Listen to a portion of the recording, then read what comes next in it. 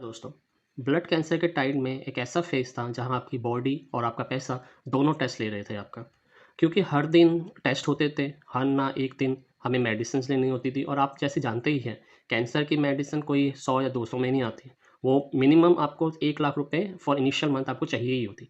तो इतने सारे और हमारे जैसा पता है कि क्राउड फंडिंग भी अब खत्म हो गई थी बिकॉज़ उसका एक कैंपेन चलता है, वो लिमिटेड टाइम के लिए होता है और जितना मुझे हॉस्पिटल मिला था, वो मुझे सारा एग्ज़ॉस्ट हो चुका था। तो अब प्रॉब्लम आती है कि हाईली कॉस्टली मेडिसिन्स और टेस्ट को हम कैसे करें?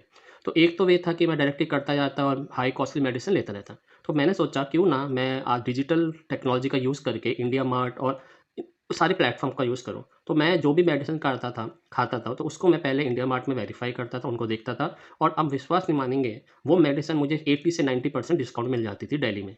और बहुत सारे मैंने इंडिया मार्ट से रिक्वेस्ट करी थी और मुझे लगता है अभी भी बहुत सारे ऐसे लोग हैं जो आपकी हेल्प करना चाहते हैं जेनुइनली।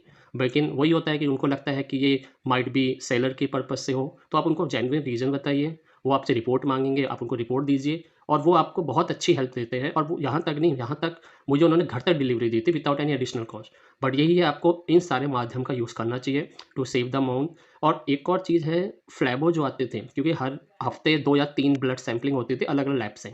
तो मैंने सोचा क्यों ना मैं लिंक्डइन से नेटवर्क निकालूँ और मैंने लिंक्डइन के थ्रू 1 या 2 नेटवर्क निकाले जहाँ पे मुझे एडिशनल डिस्काउंट देते थे आफ्टर रिक्वेस्टिंग देम। वो सीनियर लेवल में थे, तो आप भी इस तरह से अपना वे दे सकते हैं जिससे कि आपकी कॉस्ट सेविंग हो पाए टेस्ट में और आप फ्लैबो से भी अपना रवैया अच्छा रखेंगे जिससे कि होता क्या था जब हमारे सैंपलिंग होती है ब्लड की, तो एक ही दिन में मुझे 2 या 3 सैंपल देने होते हैं डिफरेंट लैब्स को। क्योंकि कुछ ऐसे टेस्ट होते हैं वो सिर्फ़ एक ही लैब करता है ऑल ओवर दिल्ली एनसीआर।